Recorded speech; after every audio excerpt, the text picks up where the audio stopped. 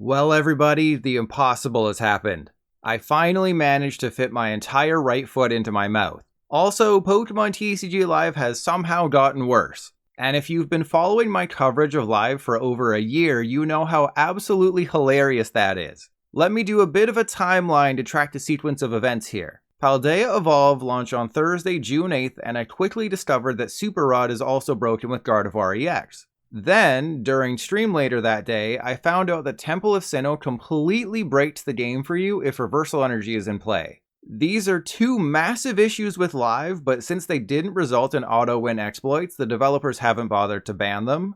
Then it all came crashing down a week after Paldea Evolve's launch. On Thursday, June 15th, the auto-win exploit where you could attack with the new Spiritomb, locking your opponent from doing anything on their turn, became popularized. Everyone and their Houndour was tweeting about it, and Andrew Mahone even played it on stream in front of hundreds of people. For about 5 hours, the ranked ladder was riddled with this deck, and people were reaching Arceus League as a result. Then, just after 2 PM Pacific time, the developers finally laid down the ban hammer. But Spiritomb was a symptom, not the disease. During stream that day, I was tipped off about how you could still softlock your opponent with Ting-Lu EX and Penny. Sure enough, I tested it out and boom, more free wins. Roughly 2 hours after I ended stream, the developers then banned Penny.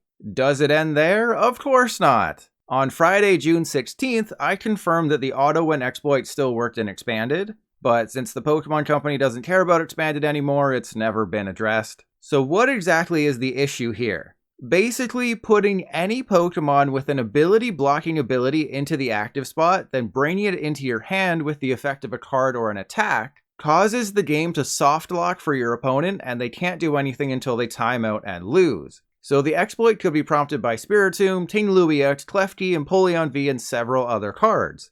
But since they banned Penny, there was no longer a way to put those cards into your hand in Standard. With Spiritomb and Penny banned, everything seemed to be back to normal. But then late in the afternoon on Friday, June 16th, there was an absolute massacre.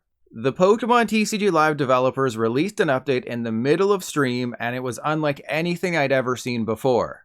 They reversed their decision to ban Penny, it's unbanned now, and instead decided to target those ability blocking Pokemon. This meant Spiritomb and Ting-Lu EX from Paldea Evolve were gone, as well as Klefki, Empoleon V, Gorobus, and Aerodactyl V-Star. Card bans and auto-win exploits are nothing new to TCG Live, but this was something on a scale that I'd never seen before. 6 cards banned at the same time was a new record, and honestly, they should have banned more cards considering there's more ability blocking Pokemon in Expanded. Against their usual MO, the dev team offered up some insight into their decision on the major bans while also telling us about their plans for the future. First up, they talked about how the bans of Spiritomb and Penny were only the beginning of the issues. The removal of Spiritomb and Penny from the game resulted in a cascade of other reported issues with similar interactions. This helped us identify more of these cards, and we have decided that with the significant disruption to the overall game, we should temporarily ban cards more likely to be used in the standard format.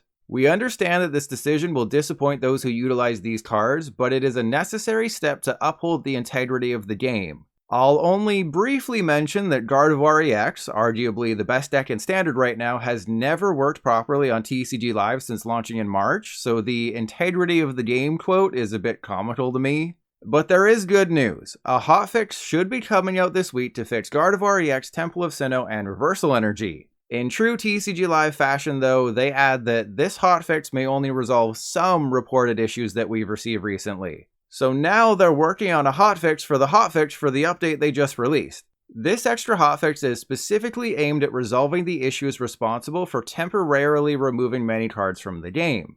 This update is a priority that we're working to get out as soon as possible. They'll have more details to share in the future, and when they do, I'll post about them on Twitter. They finish up by once again thanking us for our patience. I've literally never been thanked more for my patience than when I became a TCG Live player. It feels like they use that line at least twice a month.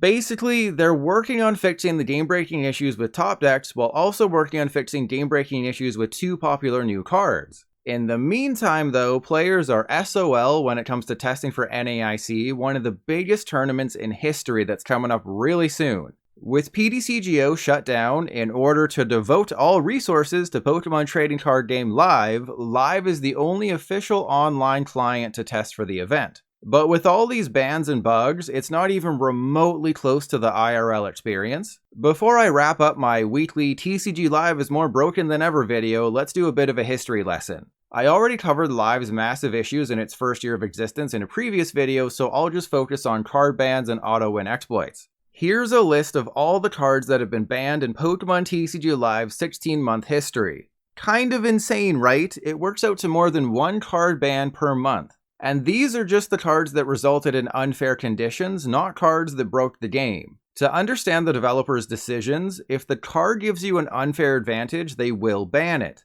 If it simply breaks the game, they will not. Take Forest Sealstone for instance. Right after it came out, players discovered you could use it infinitely. Or there's Sky Sealstone. That allowed your VMAX Pokemon to take the extra prize when the card specifically says only basic Pokemon V can take the extra prize. Or Hisuian Zoroark and Galarian Slowking V. You could use their attack to take a KO, then play Echoing Horn the following turn to re-KO that same Pokemon for free prizes. And who could forget about Enamorous V, which allowed you to use Inteleon's Twitch shooting ability infinitely, creating a very easy auto-win scenario. In the interest of fairness, I did look back at PTCGO card bans. Unlike a professor, I barely did any research, but I did come across this ban from 5 years ago. They had to ban cards that transformed into a different card with 11 total cards affected. My favorite part of this is the Reddit thread on the bans with the top comment saying, "Having to ban any card in an online TCG based on bugs in the software is awful. It's clear their testing procedures are not up to scratch." Does that sound familiar? So how long do you think it took the PTCGO developers to deploy that hotfix?